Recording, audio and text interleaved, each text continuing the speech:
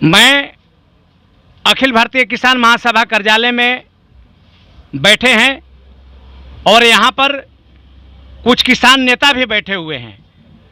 मैं उनसे थोड़ा सा पूछता हूँ, आप कहाँ से आए हैं? मेरा नाम तेजिंदर सिंह विर्क है। मैं अखिल भारतीय किसान संघर्ष समन्वय समिति का राष्ट्रीय सदस्य हूँ। तराई किसान संगठन का राष्ट्रीय अध्यक्ष हूँ, उत्तराखंड उधम सिंह नगर से। तो आप यहाँ काहे खातिर आए हैं? यहाँ काय खातिर आए हैं? ये तो अजीब सवाल कर दिया आपने, क्या खातिर आए हैं। ये तो दुनिया जानती है कि गाजीपुर में किस खातिर आए हैं। ये किसान के हक लेने के खातिर आए हैं। तो मोदी जी तो कहते हैं कि ये लोग किसान हैं ही नहीं। अब किसान की परिभाषा मोदी जी तय करेंगे या देश का किसान तय करेगा? ये तो सवाल बड़ा अजीब है ना। एक मैं कहना नहीं चाहता, उस शब्दों का इस्तेमाल नहीं करना चाहता कि उनका जो है बचपन और उनका क्या था, उन्होंने खेती की है या क्या बेचा है, मैं नहीं कहना चाहता। लेकिन किसान ने क्या किया है, किसान बता सकता है जी। तो अभी कब तक यहाँ आप लोगों के रहना है? करीब 100 से ऊपर हो गया दिन, अभी तक ये लड़ाई के आप लोग जीत नहीं पाए, तो कब तक जीतिएगा? नहीं, कौन कह रहा है लड़ाई नहीं जीते? आपको तो यहाँ पर कोई दिखाई नहीं दे रहा है, बहुत कैंप सब खाली है। नहीं तो क्या, ये तो हमारी शोरूम है, गोदाम तो हमारा पीछे है। और जाके देखिए जनता के अंदर, मैं 22 दिन तक उत्तर प्रदेश के 14 जिलों से होता हुआ और लगभग 500 गांव कस्बों से लाखों लोगों को संदेश देती हुई हमारी किसान मजदूर जागृति यात्रा निकली संयुक्त मोर्चे की, जिसमें लाखों लोगों तक हम जो है ये 3 कानून क्या हैं ये बताकर आए हैं। और आप कह रहे हैं कब तक बैठेंगे? कब तक बैठने का सवाल तो जो है ये प्रश्न है कि कब तक बैठेंगे। ये तो जब तक बैठेंगे जब तक इस देश के किसान को इस कारपोरेट से आज़ादी नहीं मिल जाएगी। ये लड़ाई आज़ादी की लड़ाई से बड़ी लड़ाई है। ये देश के किसान को इन काले कानून से सवाल नहीं है। पिछले 70 साल से 7 दहाके हो गए, 7 दशक हो गए, देश का किसान किस बदहाली में चला गया, किस रसातल में चला गया। जो मझोला लघु किसान था, छोटा 2 एकड़ 2.5 एकड़ 1.5 एकड़ वाला, वो खत्म हो गया। कहाँ 70% लगभग इस देश के अंदर खेती किसानी थी, वो 56% पे आ गई। जमीन जो है वो खत्म तो नहीं हो गई ना, जमीन तो है ना, वहीं पूरी हिंदुस्तान उतना ही रकबा है, क्षेत्रफल है। जरूर कुछ इंडस्ट्री लग गई या शहरीकरण हो गया, लेकिन किसान तो नहीं खत्म हो गया ना। किसान तो बढ़ना चाहिए था। वो 56% कैसे आया? और 56 को भी वर्ल्ड बैंक की जो इस कारपोरेट को बढ़ावा देने की पॉलिसी है कि इसे और कम कर कर शहरीकरण किया जाए, ये सारी चीज़ें इस देश की खेती किसानी को ख़त्म करके कारपोरेट को खड़ा करना, ये सरकार का सिंडिकेट है। आज सरकार वोट के तौर पे इस देश के किसान रह गया है, बाकी किसान कहीं नहीं है। देश का सिंडिकेट जो है कारपोरेट है, बड़े बड़े घराने हैं, जो चंद घर हैं, 20 घराने पूरे वर्ल्ड में होंगे जो आज टॉप सबसे बड़े पैसे वाले लोग हैं। देश पूरी दुनिया में 20 लोग बचे हैं, और हिंदुस्तान में मुश्किल से 10-12 घराने हैं जिनके अंदर 90% इस देश का पैसा 10-20 लोगों के पास है, 10% लोगों के पास, और 90% लोगों के पास जो है कुछ भी नहीं है। तो ये सारा बड़ा ये जो आंदोलन है, इस आंदोलन को खाली 3 कानूनों से मत जोड़ो। जो मजदूर बन गया, और मजदूर को इन्होंने एक जिस तरह राजे रजवाड़े काम कराते थे और काम के एवज में दाना देते थे, खाने के लिए दे देते थे, वह स्थिति आज फिर आ गई। आज फिर बंधुआ मजदूर उसे 35 किलो अनाज दे रहे हैं, और उसे ऐसे खरीद ले रहे हैं कि जैसे ये अब जो है हमारे रहमो करम पर है, ये 35 किलो दे रहा है, ये अनाज 10 किलो दे रहा है, और इसी के रहमो करम ये इसे मजदूर को और इस देश के किसान को खड़ा कैसे अपने पैरों पर हो। हमें सरकार के रहमो करम नहीं चाहिए, हमें अपनी फसल, अपनी खेत, जो हमारी नीति है उसको कैसे सरवाइव करना है, ये सबसे बड़ा सवाल है। आज कर्ज में डूब गया मजदूर, लघु सीमांत किसान खत्म हो रहा है, क्योंकि ऐसी पॉलिसी आ गई, ऐसी मशीनरी सिस्टम आ गया, ऐसा सारी चीज़ें आ गई कि आज 18 लाख का ट्रैक्टर है, और 2 एकड़ वाला किसान कैसे 18 लाख का ट्रैक्टर ले लेगा? कहाँ सब्सिडी? आज यूरोपीय कंट्रियों के अंदर भी जो एडवांस टेक्नोलॉजी के देश हैं, जो हमसे 50 साल आगे हैं, वहाँ भी सब्सिडी ही, आज यूरोपीय कंट्रियों के अंदर भी कई 450 अरब डॉलर की सब्सिडी यूरोप कंट्रियों के अंदर दे रहे हैं वहाँ के किसान को। क्यों दे रहे हैं भाई? अगर वो इतने डेवलपिंग कंट्री हैं और वहाँ हमसे ज़्यादा एडवांस थे, तो वहाँ अगर सब्सिडी पे वहाँ की खेती किसानी टिकी हुई है, तो हमारे देश के अंदर कहाँ सब्सिडी का कहाँ सिस्टम है, कहाँ सारी जो सब्सिडी बची भी है उसको भी ख़त्म करने जा रहे हैं। तो बहुत बड़ा सवाल, आंदोलन आज खाली 3 कानून तो जहाँ हैं ही हैं, ये आखिरी चोट थी। आप लगातार हमें छोटे छोटे चोट मारते रहे, आप हमें घायल करते रहे, लेकिन अब आपने गला काटने पे आ गए। अब इस देश का गला काटकर उसे जो है बिल्कुल दफन करना चाह रहे थे। तो देश का किसान छोटी छोटी जब परेशानियां आई खड़ा हुआ, आंदोलन किया, लेकिन जब गला काटने की नौबत आ गई तो किसान ने कहा कि अब तो मेरा गला कट रहा है, अब मुझे इसके लिए लड़ना पड़ेगा। तो आज देश का किसान खड़ा है। ये आंदोलन देश की आज़ादी का आंदोलन जैसे 90 साल तक चला था, ये आंदोलन तो अभी 4 महीने हुए हैं। ये खाली हो गया, कम हो गया, ज़्यादा हो गया, क्या लोगों के दिलों के अंदर से जा गया? आप पूछो ना, आप जाइए देहात के अंदर, आज से 4 महीने पहले कितने लोगों को कानून के बारे में जानकारी थी, कितने लोग जुड़े थे, और आज कितने लोग जुड़ गए। आप कह रहे हैं जीत, हमारी जीत, सबसे बड़ी जीत ये है कि आज देश का किसान का बेटा जब अपनी बेटे को पूछने आते थे, कोई बेटी वाला, तो पूछते थे बेटा क्या करता है, तो इस बात में शर्म महसूस करता था कि मेरा बेटा खेती किसानी करता है।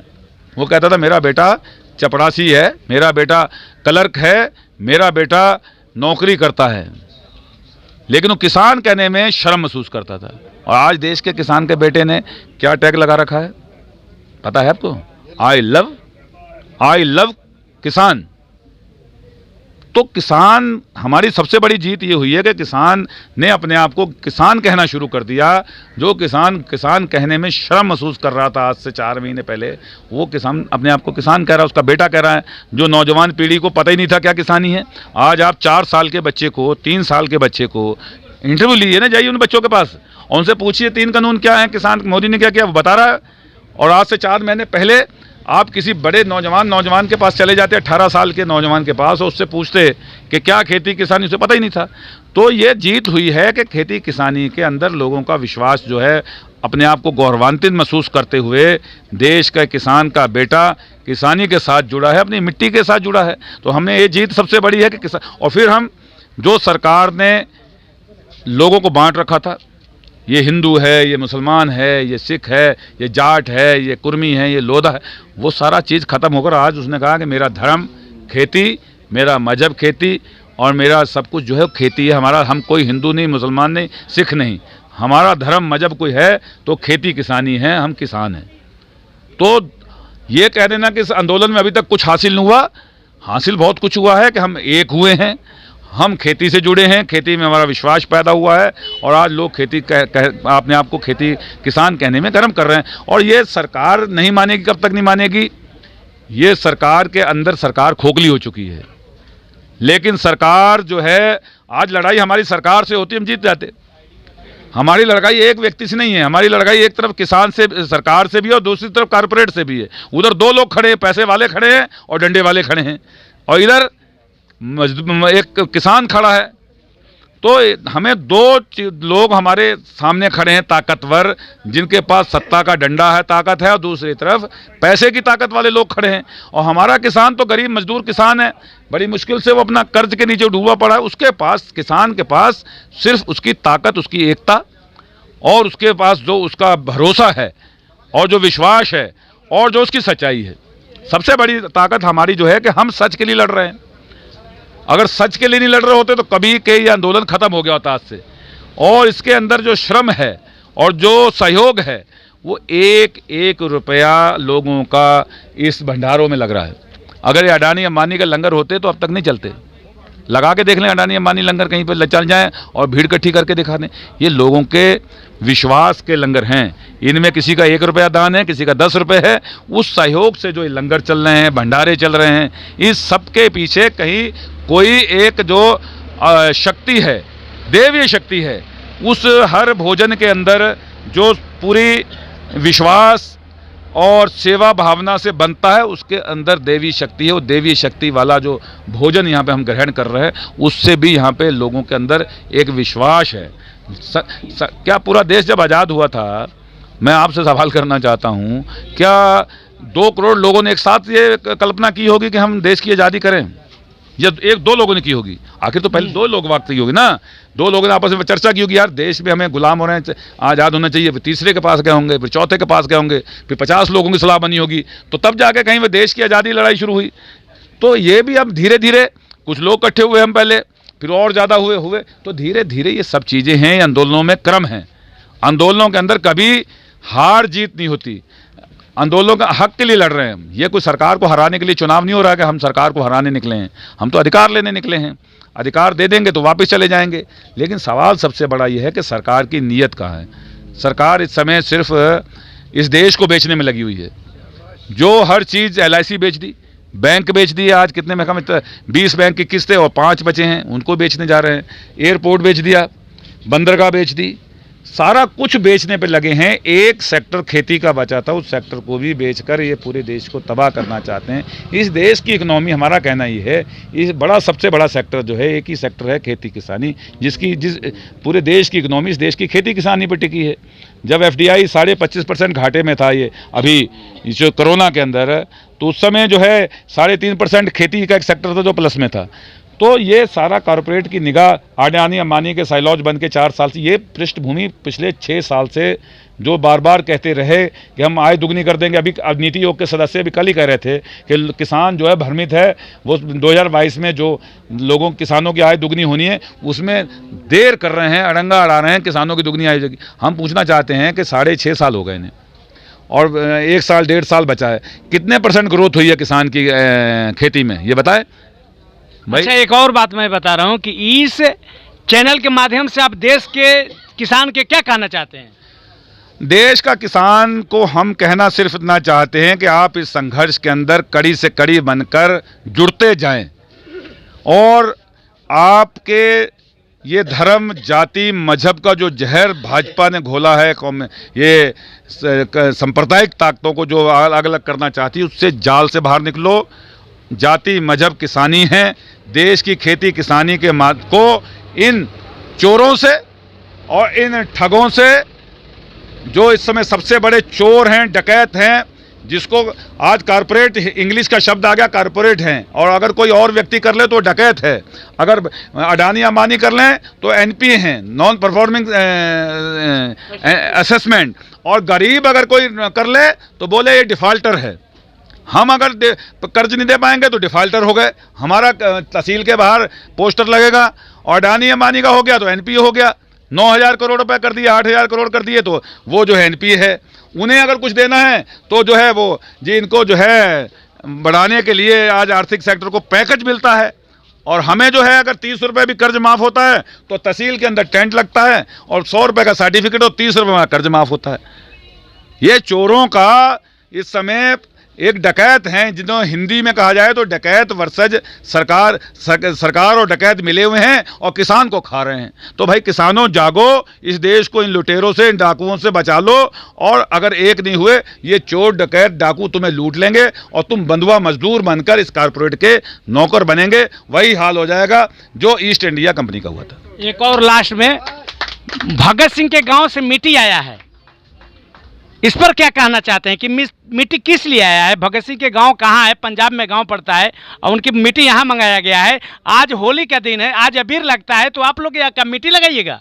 नहीं, मैं तो कहता हूँ भगत सिंह के गांव की मिट्टी को, भगत सिंह के देश की मिट्टी है, पूरा देश भगत सिंह का है। कहाँ भगत सिंह का? पूरे देश, हिंदुस्तान जो है, भारत माता जो है, क्या किसी व्यक्ति के एक कोने में है? वो पूरे देश के लिए आज़ादी हुए हैं या गाँव के लिए हुए हैं? वो अपने गांव के लिए थोड़ी शहीद हुए थे, पूरे देश के लिए हुए थे। पूरे देश की मिट्टी आज जो है, हम जहां भी हैं उस मिट्टी को लगाकर तिलक करते हैं उन शहीदों को, राजगुरु हों, सुखदेव हों, भगत सिंह हों, सब लोग शहीद हुए हैं।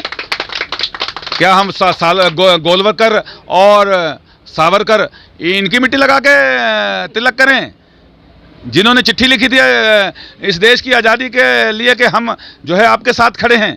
अरे उनको तो नमन करते हैं, उनकी मिट्टी इसलिए लगा रहे हैं कि वो लोग उस समय आज़ादी के अंदर वो मतवाले थे जिन्होंने अपनी जान की परवाह नहीं की। जैसे आज भी बहुत सारे हमारे 300 किसान शहीद हुए जी, वो भगत सिंह से कम नहीं है। जो शहीद हुए हैं वो भगत सिंह ही हैं। ये उस समय भगत सिंह थे जो फांसी के फंदे पे चढ़ गए।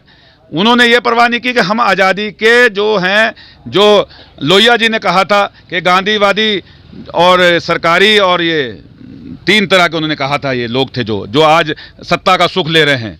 और वही चीज़ जो है, अगर वो सोचते भगत सिंह और राजगुरु सुखदेव के हम सत्ता का सुख लें आज़ाद होकर, तो वो कुर्बानी नहीं देते। यही इसी तरह इस देश के जो 300 किसान शहीद हुए हैं, उन्होंने भी हमारे लिए और इन देश के किसान जो बच्चे हैं भविष्य, इनके लिए अपनी जान न्यौछावर कर दी और जो है वो शहीद हो गए। वो भगत सिंह और राजगुरु ही हैं हमारे। इसलिए आज होली का पर्व था। होली के पर्व पर हमने सादगी के साथ होली का जो है त्यौहार आज मनाया है, क्योंकि 300 किसान हमारे शहीद हुए हैं। तो देश के सरकार को एक संदेश भी है कि ये त्यौहार, ये परंपरा, ये संस्कृति इस देश की है। हम संस्कृति में रहकर, कल हमने काले कानून जलाए थे होलिका में, क्योंकि वो सच्चाई पर, बुराई पर सच्चाई का प्रतीक था एक होली। और ये काले कानून बुराई है और इस देश का किसान सच्चाई है। हमने भी इस बुराई पर सच्चाई की जो है जीत होगी, ये हमने कल एक प्रतीकात्मक तौर पर इन काले कानूनों को जलाकर इस देश के अंदर एक संदेश दिया है। धन्यवाद। ये किसान नेता हैं, इनको कहना है, जब मैंने इनको से पूछा कि आपकी गाजीपुर बॉर्डर पर तो संख्या कम हो चुका है, तो इसने ये बताया कि गाजीपुर बॉर्डर जो है, यहाँ पर जो हमारी कैंप है, ये कैंप कहने का मतलब एक शोरूम है, मेरा गोदाम तो गांव में है। यानी कहने का मतलब ये है कि यहाँ पर हम लोग नेता हैं, हम यहाँ नेतृत्व करते हैं, लेकिन हमारी जो जनता जो है वो गाँव में है। और गाँव में, हर गाँव में किसान आंदोलन के लेकर मीटिंग, पंचायतें हो रही है। और ज़रूरत पड़ेगा तो हम यहाँ लाखों के करीब में मिनटों में जुट जाएंगे। धन्यवाद। कैमरामैन पंचम कुमार यादव के साथ हरे राम यादव, किसान आंदोलन गाजीपुर बॉर्डर।